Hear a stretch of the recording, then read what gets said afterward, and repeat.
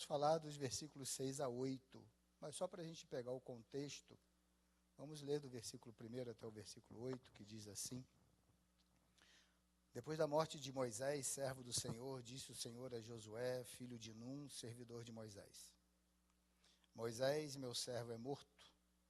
Levanta-te agora, passa esse Jordão, tu e todo este povo, a terra que eu dou aos filhos de Israel. Todo lugar que pisar a planta do vosso pé, vou-lo tenho dado, como prometi a Moisés. Desde o deserto e do Líbano até o grande rio, o rio Eufrates, por toda a terra dos heteus e até o grande mar, para o poente será o vosso termo. Ninguém te poderá resistir todos os dias da tua vida. Como fui com Moisés, assim serei contigo, não te deixarei, nem te desampararei.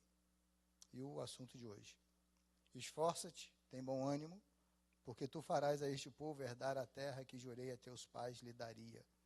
Então somente esforça-te e sê muito corajoso. Cuida em fazer conforme toda a lei que meu servo Moisés te ordenou. Dela não te desvies nem para a direita, nem para a esquerda, para que sejais bem-sucedido onde quer que andares. Não se aparte da tua boca o livro desta lei. Medita nele dia e noite, para que tenhas cuidado de fazer conforme tudo o que nele está escrito. Então farás prosperar o teu caminho e serás bem-sucedido. Amém. Deus, mais uma vez falamos contigo. Somos gratos ao Senhor por termos sentido a tua presença, ou seja, o Senhor tem recebido o nosso culto nessa noite. E agora, Pai, através dessa palavra que será ministrada ao nosso coração, que o Senhor continue falando conosco. Que o Senhor continue transformando, restaurando, curando, libertando, fazendo aquilo que dá prazer ao Senhor nessa noite. E que nós possamos viver algo novo e de novo com o Senhor. Nós te louvamos em nome de Jesus. Amém. Vamos lá. Quando a gente fala sobre Josué, né, já foi falado algumas questões aqui, e esse texto que nós lemos do versículo 6 até o versículo 8, Deus começa a falar com ele o seguinte: olha, você precisa se levantar, mas você precisa também se esforçar. Você precisa fazer a sua parte. É muito comum, às vezes, a gente achar, principalmente no Evangelho, que tem sido uma versão do Evangelho que tem sido propagada nos nossos dias, da facilidade e da obrigatoriedade em que Deus tem para resolver as coisas para a gente. Às vezes a gente se vê, né? Às vezes as pessoas podem pensar o seguinte: agora Deus tem que se virar com tudo, a responsabilidade de Deus, eu vou ficar de boa, não vou precisar mexer mais nada, e é só esperar cair do céu. É só esperar que Deus vai mandar do céu a resposta para a minha oração, para a minha necessidade. E na maioria absoluta das vezes isso não acontece. Porque se tem uma coisa que Deus nunca fez foi dar coisa de mão beijada para os outros. Tudo precisa de esforço. Até porque tudo que chega de mão beijada nas mãos da gente, a gente não valoriza. Tudo que é muito fácil chegar para a gente não valoriza. Tudo que não demanda um investimento de tempo, de energia, de qualquer coisa que a gente precisa investir em alguma coisa, a gente não valoriza quando chega de graça, quando chega fácil na mão da gente. Por isso que muitas pessoas não sabem valorizar as coisas, porque sempre ganharam tudo facilmente. Sempre tiveram muita facilidade. Um dia o pastor Gil Miranda, eu já comecei, né? Você me perdoa hoje. Um dia o pastor Gil Miranda falou com meu pai, com o pastor Zé Antônio, né? Quando eles eram crianças, falou: rapaz, você não tem noção de como é que é gostoso comer um ovo cozido no feijão. Aí o pastor Zé Antônio olhou para ele e falou: João, qual a diferença do ovo cozido no feijão ou ovo cozido na água? Ele falou: é verdade. Não tem diferença nenhuma. Só que naquela época, a fome, né, o aperto, a necessidade, então quando tinha um ovo cozido dentro do feijão, para eles, né, a família deles, era uma riqueza muito grande. Então, às vezes, a gente pensa que as coisas simples, e quando precisam chegar na mão da gente, e tem que chegar, e às vezes a gente não valoriza. Hoje eu vou te pegar para Cristo, de novo. O pastor João Miranda fala que defunto, quando encontra quem carrega, balança dentro do caixão.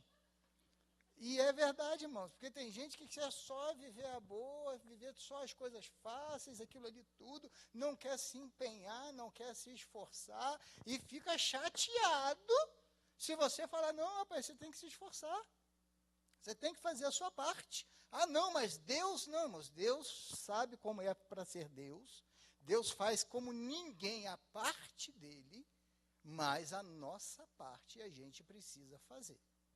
E ele começa já falando isso com Josué. Olha só, levanta-te, esforça-te. Eu tenho uma promessa. Deus já deu a promessa. Eu falei, olha, eu prometi para esse povo que eles vão ter essa terra. Eu prometi para esse povo que isso vai acontecer na vida deles. Agora, ficar parado aqui não vai resolver nada para ninguém. Ficar achando que as coisas vão acontecer não vai resolver nada para ninguém. Então você precisa se esforçar.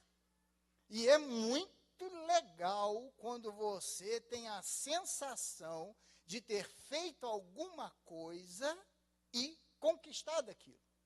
De você ver o resultado do seu trabalho. De você poder olhar e falar assim, bom, isso eu conquistei com o meu trabalho, ou isso eu conquistei com o meu esforço, ou isso, eu me dediquei a uma matéria, estudei muito, fiz uma boa prova, eu conquistei isso. É muito bom para a gente. É muito bom para a gente se sentir produtivo. É muito bom para a gente ver as coisas acontecerem.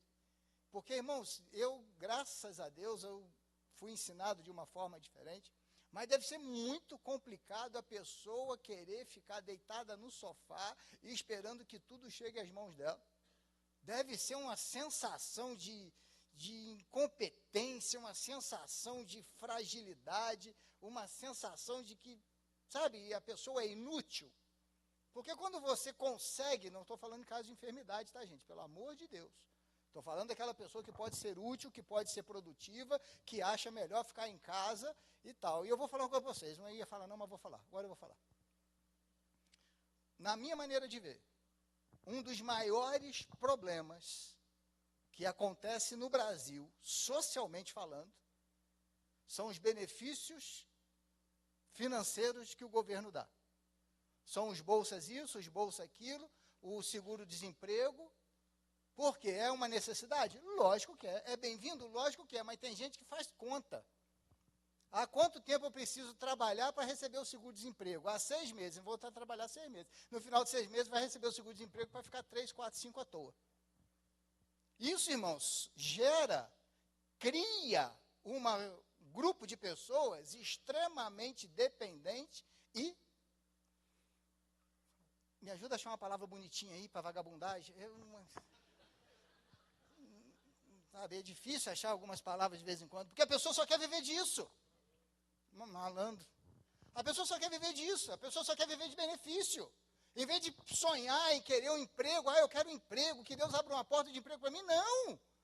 Não, deixa eu ver quanto mais, se eu tiver mais um filho, quanto que eu vou ganhar de auxílio. Deixa eu ver quanto tempo eu preciso fazer para ter mais. Essa é um assistencialismo que não tira ninguém da miséria, e as pessoas não entendem o quão mal isso faz. E quando a gente olha em relação à palavra de Deus, a Bíblia diz para nós nos esforçarmos, e é exatamente para isso, para a gente poder ver o resultado do nosso esforço. Agora, todo esforço pode ser feito de qualquer maneira? Não. Não é simplesmente se esforçar e vamos, não. Todo esforço que a gente for fazer, irmãos, ele precisa ser feito com responsabilidade. Tudo que a gente vai fazer, principalmente em relação à obra de Deus, esse esforço precisa ser feito com responsabilidade. Não adianta a gente fazer as coisas para Deus de qualquer maneira. Eu vou cantar um hino, não ensaiei não, mas os irmãos me ajudem em oração, porque é para Jesus mesmo, né? Não precisa ter um compromisso para cantar bonito, para exaltar o nome de Deus. Tem-se a impressão de que qualquer coisa que é feita para Deus pode se fazer com o resto, pode se fazer com sobra. Eu vou doar 1 quilo de alimento para assistência social, vou dar esse arroz aqui que está vencendo mesmo. eu vou doar essa roupa aqui para assistência social ou para casa de Dorcas. Está fora de moda mesmo, está furada mesmo, está rasgada mesmo. Vou dar um pé de sapato só. Quem doa um pé de sapato, gente? Gente, Saci é só na historinha de Monteiro Lobato. Não existe trem, não. Quem doa um pé de sapato? Eu penso assim, eu fui ensinado assim, e acredito que a maioria dos irmãos aqui também. Se não serve para mim, não serve para ninguém. Se eu não posso usar, ninguém pode usar. Se eu não posso comer aquilo ali porque está vencido, para que eu vou dar para os outros? Só para fingir que eu estou dando alguma coisa para os outros? A gente tem que ter responsabilidade, né, inclusive no nosso esforço para a obra de Deus. Às vezes a pessoa pensa, eu tenho que estar na igreja de segunda, terça, quarta, quinta, sexta, sábado, domingo de manhã, domingo de tarde, domingo de noite, para Deus poder... Não, não tem não, isso é falta de responsabilidade também. A gente precisa gerir o nosso tempo. A gente precisa gerir as coisas que estão à nossa volta para que tudo que a gente for fazer, principalmente para Deus, dentro do nosso limite, seja feito com excelência. Tudo que a gente for fazer, eu vou fazer isso para Deus. Mas o meu limite é esse, mas eu vou fazer com excelência. Porque meia boca, irmãos, não precisa fazer nada. Porque a gente tem, às vezes, uma impressão muito equivocada. Às vezes a gente olha e acha que a gente está fazendo muita coisa, mas essa impressão é extremamente equivocada. Quem precisa de Deus somos nós. Nós é que precisamos, nós é que devemos. Faz bem para a gente adorar a Deus, faz bem para a gente estar na casa de Deus. Eu ir à casa do Senhor, não estou fazendo favor nenhum para Deus. Eu cantar na igreja, não estou fazendo favor nenhum para Deus. Eu ser ofertante ou dizimista, não estou fazendo favor nenhum para Deus. Eu tenho que sentir honrado em poder estar sentado num lugar e falando com Deus e Ele recebendo a minha oração. Isso é valor para mim, não é valor para Deus. Aí às vezes a gente pensa, não, se eu não for no culto, se eu não estiver ali presente, vai rolar de boa o culto. Vai acontecer de uma forma sensacional o culto, porque às vezes a minha presença está atrapalhando quem está do meu lado. Então, quando a gente vai fazer alguma coisa para Deus, olha o que o versículo 7 fala. Deus falando para Josué, tão somente esforça-te e ser muito corajoso. Cuida de fazer conforme toda a lei que meu servo Moisés te ordenou. Dela não te desvies nem para a direita, nem para a esquerda, para que sejais bem-sucedido por onde quer que andares. Deus falou, Josué, você precisa se esforçar, mas tem um caminho que esse esforço tem que seguir. Tem uma lógica para esse esforço ser seguido. Tem um norte para você se esforçar. Não adianta se esforçar, indo para lá, indo para cá, pendendo para lá, pendendo para cá. Isso chama-se modismo. O que a gente tem visto ultimamente é modismo gospel. É o movimento A, é o movimento B, e tudo que é moda passa. Tudo que é moda passa. Um dia estávamos começando o movimento do cristianismo, né, com esse título que a gente conhece, e foram falar com alguém, Gamaliel ou Natanael. Que aí ele falou o seguinte, olha, se não for de Deus, vocês podem ficar despreocupados, você vai minguar. Agora, se for de Natanael ou Gamaliel? Gamaliel. Se for de Deus, ninguém segura. E é verdade, chegou aqui. Chegou às nossas vidas, porque era de Deus, e continua sendo de Deus. Agora, nessa caminhada, olha o tanto de que apareceu de modismo.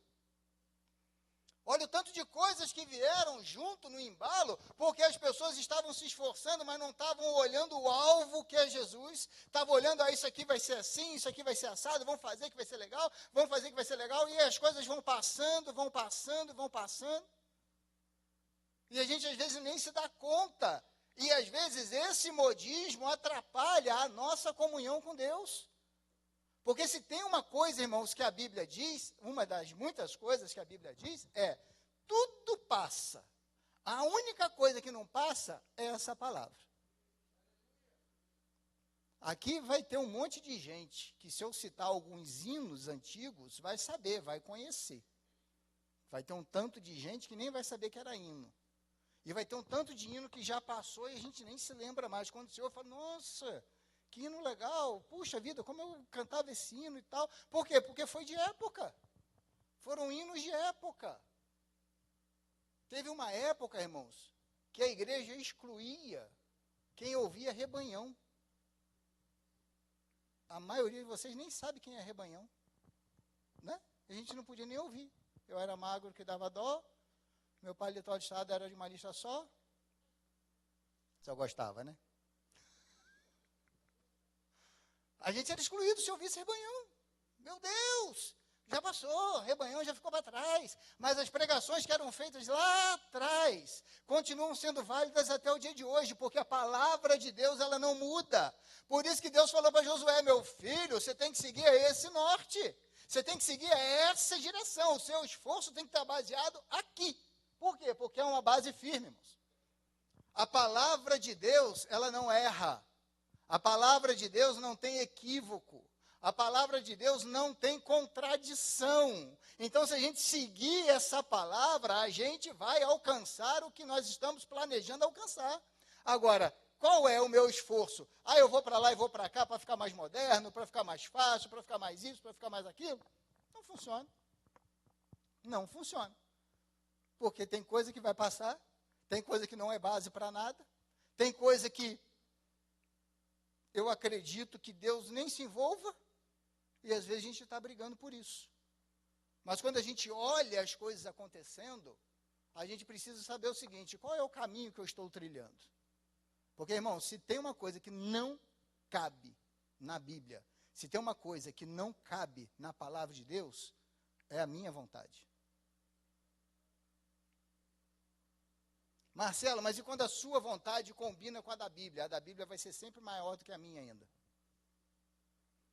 Por isso que tem tanta gente parando no meio do caminho, porque acha que a vontade dele tem que prevalecer em alguma situação. Às vezes a pessoa acha que, não, o meu jeito tem que ser assim, tem que ser dessa maneira, tem que se fazer desse jeito e tal. E, irmão, se você seguir a receita simplesinha da Bíblia, o arroz com feijão da Bíblia, você vai ver como é que você vai sair vitorioso. Se você seguir os passos que Jesus deixou para a gente seguir, é simples? Não, não são simples. Não são passos simples, não são decisões simples, mas se está aqui na Bíblia, a gente pode pedir força a Deus que elas vão se tornar possíveis para a gente conseguir alcançar. Agora, tem que ser desse jeito. Aí a gente vai vendo uma outra coisa. Quando a gente olha o versículo de número 8, principalmente, diz assim, não se aparte da tua boca o livro desta lei. Medita nele dia e noite, para que tenha cuidado de fazer conforme tudo o que nele está escrito. Então, farás prosperar o teu caminho e serás bem-sucedido. Quando Salomão constrói o templo, e a dedicação do templo, né, tudo que ele prepara, toda a preparação do templo, os adornos do templo, todos os utensílios do templo, as cortinas, os castiçais, tudo que envolvia o templo, aquela magnitude linda, aquela riqueza, aquilo tudo que acontecia. O tanto de animais que foram sacrificados, a festa que foi. A Bíblia diz que as pessoas não conseguiam entrar no templo, porque a graça de Deus, a glória de Deus invadiu aquele lugar e não conseguiu entrar por causa da presença do templo. Nada disso, vou falar uma palavra que encantou a Deus. Deus gostou, Deus recebeu, Deus falou com Salomão, show de bola, bacana demais, gostei. Mas aí ele fala o seguinte, 2 Crônicas, capítulo 7, versículo 14 em diante.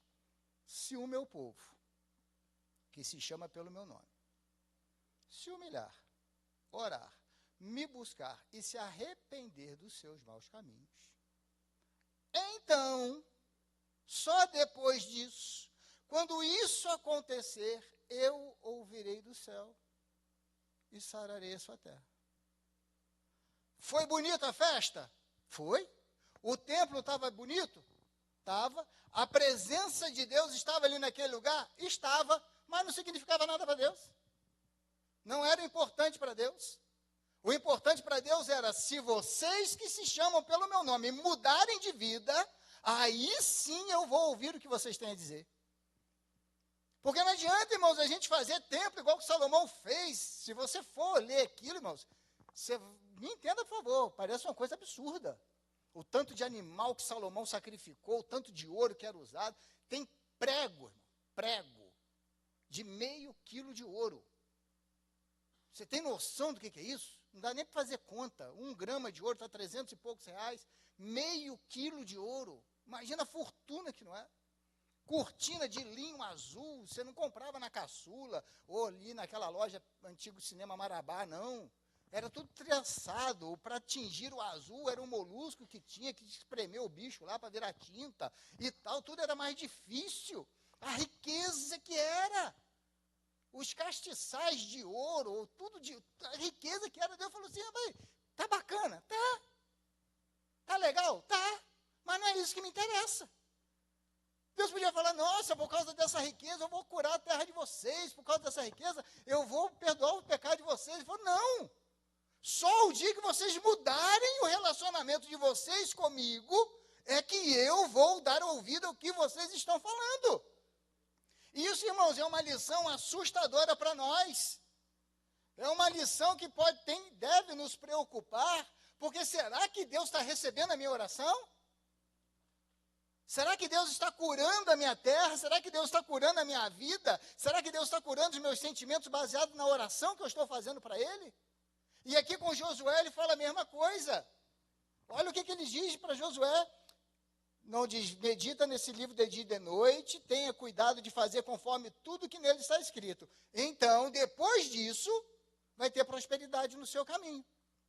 Depois disso, as coisas vão acontecer de uma forma diferente. Depois que eu me mudar, depois que eu mudar a minha vida, depois que eu me relacionar diferente com Deus, é que as coisas vão acontecer.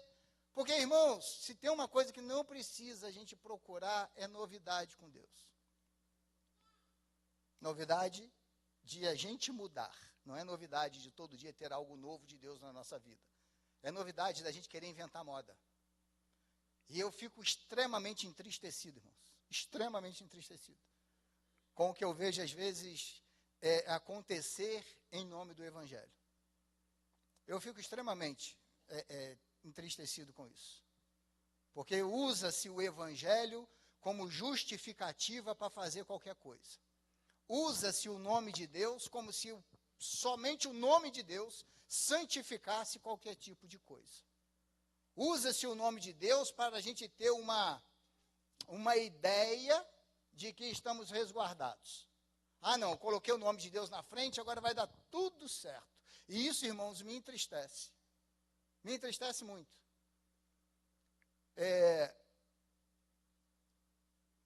Eu já fui, né, os irmãos sabem, alguns sabem, outros não sabem. Eu fui ao Sudão do Sul, uma época, conhecer a igreja perseguida. E no Sudão do Sul, a igreja é realmente perseguida, e tem um centro de treinamento teológico que é escondido lá no meio do mato, lá onde a gente conseguiu ir, junto com a agência Portas Abertas. E eu estava lá, pregando, e de repente eu pregando e tal, não sei o que, eu fiz assim com a Bíblia, assim mesmo. Peguei a Bíblia, fiz assim. E continuei pregando. Acabou o culto, o irmão veio e chamou a atenção. Falou, pastor, e eu estava pregando para muçulmanos, para ex-muçulmanos. Ele falou, pastor, vou te falar uma coisa. Eu falei, o que foi? A sua pregação, você jogou ela toda fora. Eu falei, sério, irmão? O que aconteceu? O que eu fiz de errado? Ele falou assim, você jogou a Bíblia. Eu falei, não joguei não, irmão. Jogou. Você fez assim. Eu falei, rapaz, mas por quê? Aí ele estava me explicando.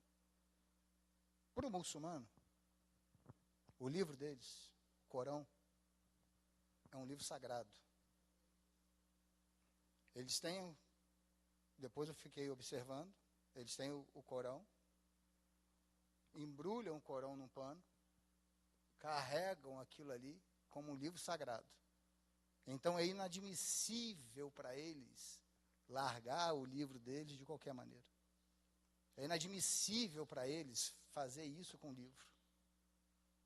É inaceitável para eles esquecerem o livro deles em algum lugar. E a gente fala que nós é que somos os filhos da luz, né? Às vezes a gente perde Bíblia e nem sabe onde é que está. Tem um eito de Bíblia abandonado aqui embaixo. Tem um eito de Bíblia que começa a Bíblia em Êxodo. Folha tudo rasgada. Tem um eito de Bíblia que a folha é tudo cheio de orelha. Tem um tanto de Bíblia que as pessoas não estão nem aí para isso. Às vezes a gente precisa jogar a Bíblia fora. Porque esquece e ela não tem utilidade para nada. Para nada. E às vezes a gente fala, não, o evangélico, o cristão, é isso, é aquilo outro.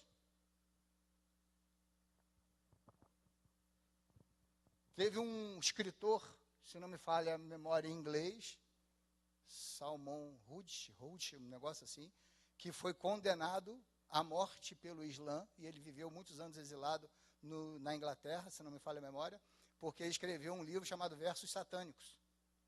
E era um livro referente ao Islã, a Alá, contra Maomé. E ele escreveu, e quando eles leram aquilo, eles falaram assim, nós vamos matar esse sujeito, que ele não podia ter falado isso.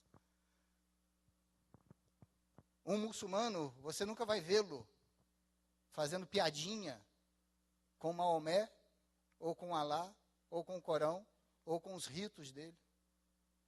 Você nunca vai ver.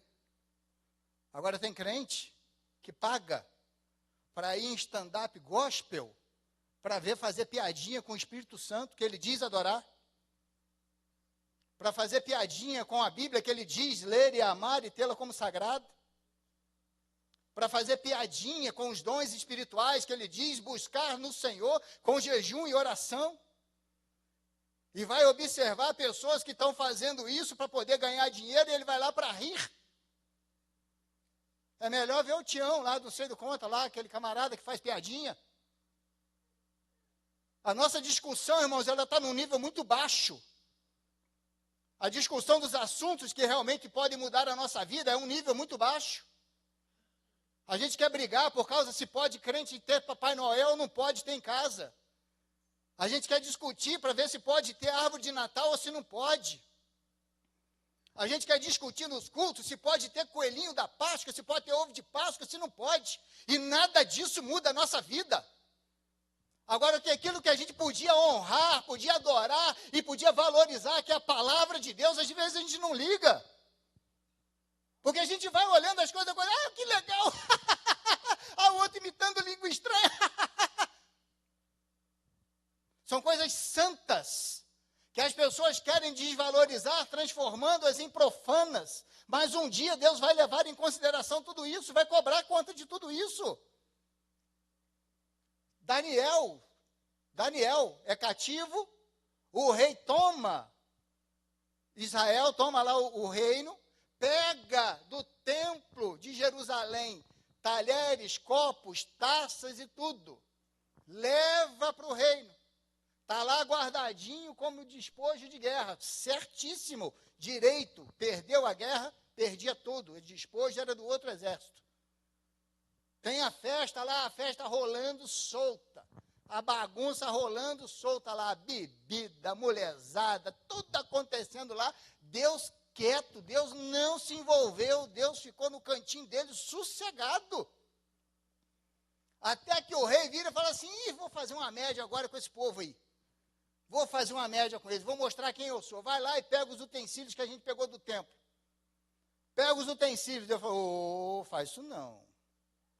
Se mete com isso não, rapaz.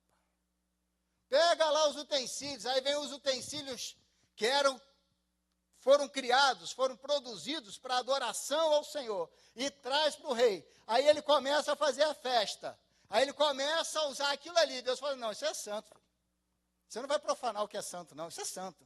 Aí aparece um cotoco de mão na parede.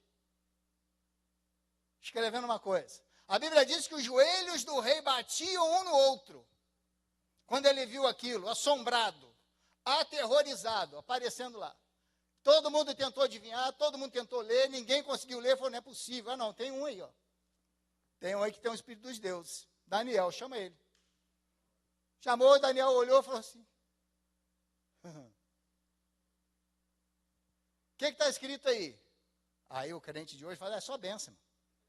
Só benção, rei. Não vou falar o que está não, vai que dá ruim para mim. Ô rei, é só benção. Eita glória, hein? Manto, hein? Ô Jeová de minha alma, meu Deus, ó, bacana para você. Entendeu? Eu falei, não, filho, deu ruim para você. Deu ruim. Você quer saber o que está escrito ali? Tá. Mene, mene, tekel, farzim. Pesado foste na balança e o teu reino foi tirado de você. Por quê? Porque estava fazendo festa? Não. Porque estava com ritos de cultos sexuais? Não. Porque tinha bebida? Não. Porque às vezes podia ter ovinho de Páscoa lá de coelhinho? Não. Porque tinha Papai Noel no canto? Não. Tinha árvore de Natal? Não. Nada disso. Por quê? Porque começou a querer usar o santo num lugar que é profano. Começou a querer usar as coisas de Deus para o prazer humano. Deus falou, isso não vai acontecer, mas era ouro. Mas era vaso, era qualquer coisa, podia ser qualquer coisa, mas para Deus era santo. Tem coisas, irmãos, que a gente está brincando, mas que Deus valoriza até os dias de hoje. Se não valorizasse, não estava escrito na palavra dele para a gente tomar cuidado. Se não valorizasse, se isso não fosse importante para Deus, não estava aqui. Você não vê televisão aqui dentro. Você não vê corte de cabelo aqui dentro. Você não vê brinco aqui dentro. Não vê nada disso aqui dentro. Agora, fofoca você vê. Falar mal do outro, você vê. Prejudicar o outro, você vê. Comprar e não pagar, você vê. Está tudo aqui. Só que às vezes a gente não está nem aí.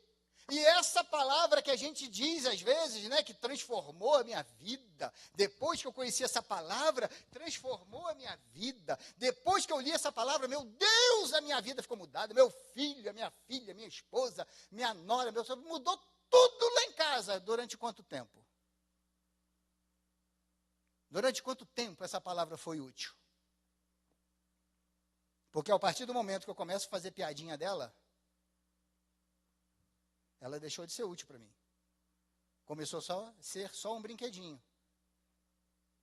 Depois que eu comecei a não olhar mais para ela, e como Deus falou para Josué, não desvia nem para a direita nem para a esquerda. Mas eu comecei a olhar e falei, não é bem assim não. Não é bem desse jeito não. Não é isso que quis falar não. Hoje existe uma campanha muito forte, principalmente nas redes sociais, contra dízimo. Existe uma campanha fortíssima contra dízimo. E eu não quero entrar nesse mérito, até porque tem 20 e poucos anos que eu exerço a função de pastor, e desde o primeiro culto que eu falei sobre a oferta, a minha fala é, não faça por obrigação. Não faça. Então, a minha visão em relação a isso é outra completamente diferente.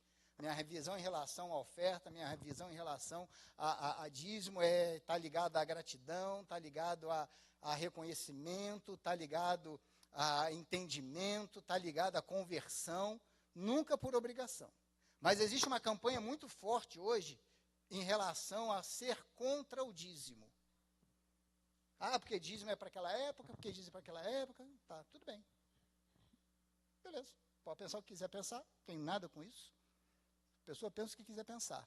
Mas quem tem coragem, então, de orar para Deus, em vez de abrir a janela do céu, fechar a janela do céu sobre a vida dele? Alguém tem? Ninguém tem. Porque sabe do risco que corre. Sabe do risco que corre. Vai que Deus ouve essa oração. Ah, mas eu sou contra dízimo. Então ora para Deus fechar a janela do céu. Aí. Topa, vamos morar, vamos fazer uma campanha no monte. Gosta tanto de monte? Vamos subir lá 7, quarta-feira. Numerologia gospel.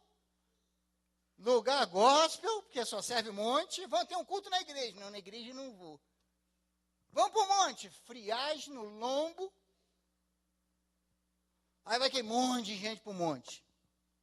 Aí você olha para a Bíblia, toda vez que Jesus estava no monte, ele estava sozinho. A multidão chegava e falava, vamos embora, gente, vamos embora, deu ruim, vamos embora, vamos atravessar o mar, vamos ir lá para o outro lado.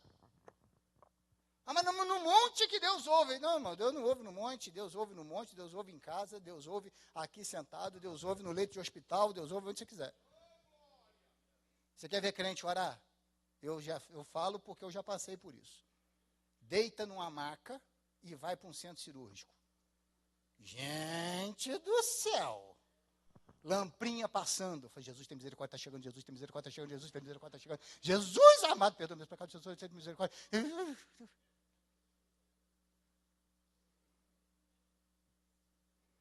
Acabou com hora, mas com pressão. Se o anestesista chega, só um minutinho, por favor.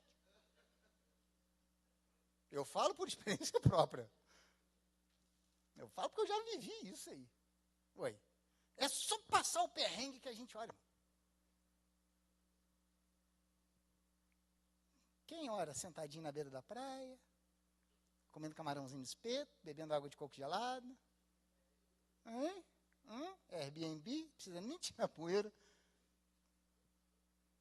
Mal a gente fala assim, nossa, que graça. Obrigado, Jesus. Mal faz isso. Por isso que quando a gente olha para essas coisas acontecendo, a gente se assusta. Porque Deus falou, olha, rapaz, só vai acontecer isso. E a gente irmãos, não tem trem mais esquisito do que o ser humano. Não tem. Você já viu como é que a gente é? A gente fala assim para Deus, se o Senhor fizer, eu dou. Se o Senhor fizer, eu faço. Se o Senhor fizer, eu vou. Aí, tenta imaginar Deus num canto no céu, acuado, pensando o seguinte, e se Marcelo não fizer, hein? E se Marcelo não fizer, que conta que eu vou dar, hein? Porque, irmãos, o que mais acontece? Não precisa se manifestar aí. Nós já estamos chegando no mês de agosto. Agosto, setembro, outubro, novembro, dezembro. Faltam 5 meses para acabar o ano. Eu tinha um cliente que falava assim, quando chegar o BRO, acabou o ano. Setembro, outubro, novembro, dezembro, acabou o ano. Eu acredito que já deve ter gente aqui pensando no que vai ser na ceia de Natal. Na casa de quem vai. Né? Nossa, ano passado foi lá em casa, o fulano meteu com a boca mesmo, comeu o chester inteiro também. Esse ano eu vou na casa dele, vou arrebentar com ele. Você está lembrando tudo que aconteceu, olha, já está chegando esse dia. Agora, vamos tentar voltar lá em 31 de dezembro de 2023, o tanto de promessa que a gente fez para 2024.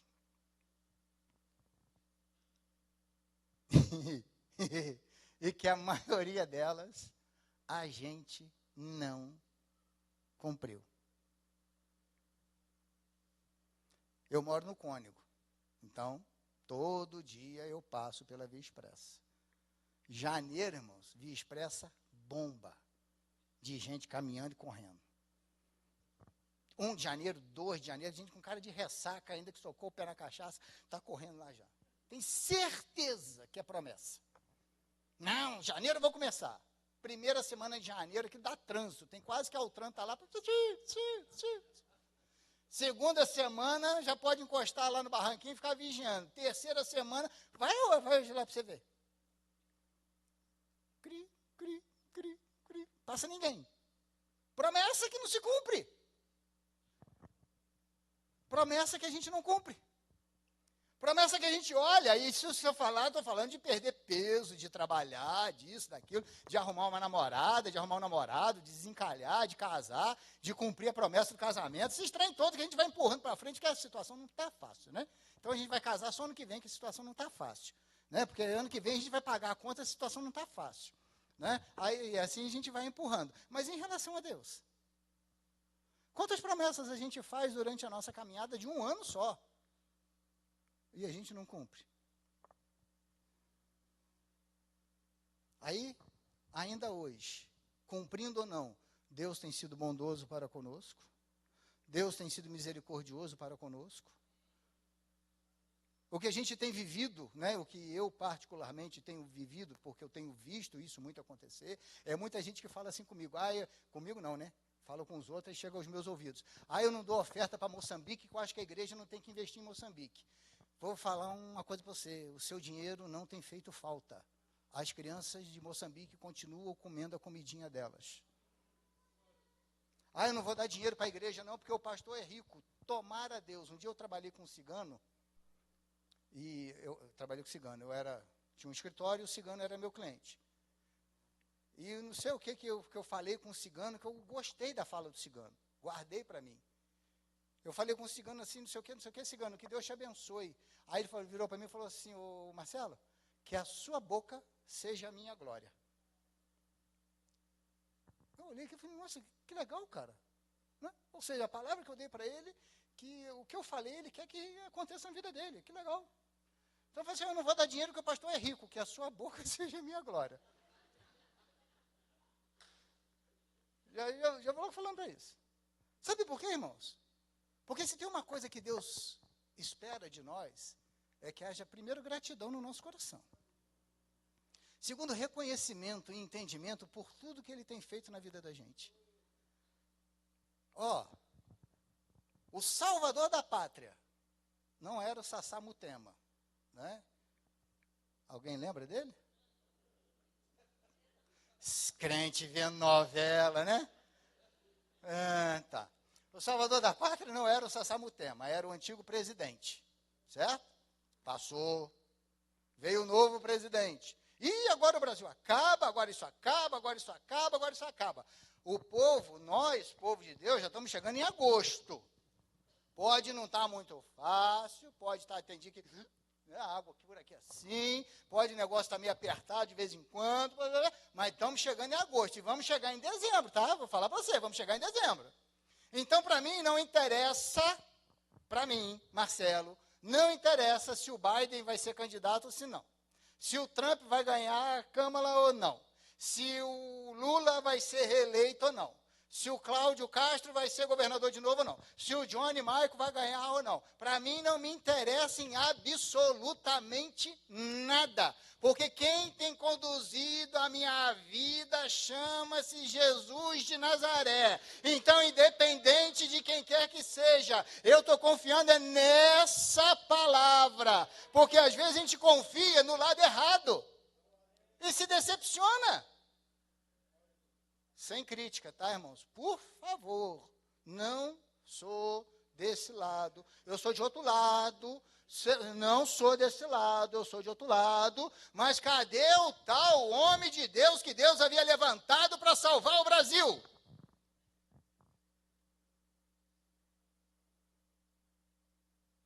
Isso é uma lição para nós, irmãos. E volto a falar, e as pessoas, quando eu falo isso, as pessoas ficam zangadas comigo. Mas fica zangado comigo não, senão você não vai para o céu. Brasil nunca será feliz. O Brasil, guarde isso que eu estou falando para você. O Brasil nunca será feliz, porque está na Bíblia. A Bíblia diz que feliz é a nação cujo Deus é o Senhor. Enquanto nós, principalmente nós cristãos, estivermos brigando nos nossos meios sociais, estivermos brigando na nossa comunidade religiosa, por presidente A, por presidente B, por prefeito A, por prefeito B, nós não teremos sucesso. A igreja brasileira caminha para o fracasso. A igreja brasileira só retornará ao crescimento dela qualitativo quando ela entender que quem domina é Deus, ninguém mais do que Ele. Por isso que Deus falou para Josué, rapaz, se esforça, segue esse caminho aqui, e aí sim você vai ver o sucesso chegar na tua casa. Aí sim você vai olhar e vai ver o sucesso chegar na sua casa. Porque quando você entender, quando eu entender que quem cuida, quem controla, quem direciona é Deus, a vida fica mais leve. Está tudo acontecendo? Está tudo acontecendo, mas Deus não está guardando? Tá. Ou você acha que Deus vai perder a mão da sua vida logo agora, em agosto de 2024? Chegou o seu prazo de validade. Deus vai falar assim, se vira agora, Marcelo, não dá mais para eu cuidar de você. Não, irmãos. Enquanto a gente estiver na presença de Deus, e a gente fizer o que Deus falou através de Josué, medita nele dia e noite, para que tenha cuidado de fazer conforme tudo o que nele está escrito. Porque também não adianta a gente meditar, conhecer a Bíblia de Gênesis, Apocalipse a Gênesis, e não viver o que a palavra de Deus quer que a gente viva. Um dia eu tive um desencontro com uma pessoa em Juiz de Fora, e ele virou para mim e falou assim, eu já li a Bíblia 20 vezes. Eu falei, mas não bota em prática nenhuma, aí, não adianta nada, velho. Pode ter 50, pode ter ajudado a escrever. Pode ter sido lá a inspiração para escrever um livro e não botou nada em prática. O que adianta? O que adianta conhecer isso aqui e não viver isso aqui? O que adianta conhecer isso aqui e ter um comportamento diferente disso aqui? O que adianta? Pode saber de cor e salteado. Gênesis 1. Vocês já viram o livro? Vocês já viram o filme, o livro de Eli? Alguém já viu? Novela vocês veem, né? Sassamutema vocês veem. Agora, livro vocês não veem. Filme vocês não veem. O livro de Eli, aí eu não vou contar, né? Se eu fosse você, eu via. Peraí.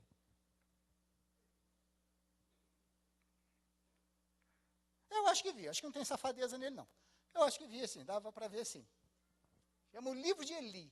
Veja, vai ser legal. Tem morte, é violento. O filme é violento.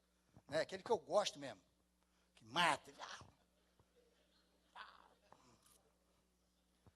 O cara tá lá, o outro atirando ele metralhadora, bazuca, canhão, ele com canivete cego. Mata todo mundo. Fala, esse acabou que é bom mesmo aí. É isso que é filme, irmão. Isso que é filme. O cara com canivete cego destrói um exército. Gente, vocês já viram um computador mais rápido do que filme americano? O cara está lá no meio do deserto do Afeganistão, caindo bomba para tudo quanto é lado, ele abre o laptop. O que é isso, rapaz?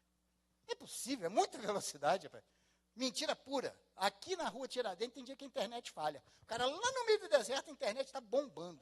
Ou seja, é tudo mentira, tá, gente? O filme O Livro de Eli é mentira, a novela do Sassamutema é mentira. Essa novela agora que vocês estão vendo, qual que é o nome mesmo? É mentira. O que não é mentira? O doramazinho que você está vendo é mentira. O que não é mentira é isso aqui. Isso aqui não. Isso aqui vai passar tempo. Vamos passar. Outros virão e essa palavra vai permanecer para sempre. Então vamos seguir o conselho que Deus deu para Josué. Meu filho, segue essa palavra. Medita nela de dia e de noite. Põe em prática na sua vida. E aí você vai ver o sucesso chegar até você.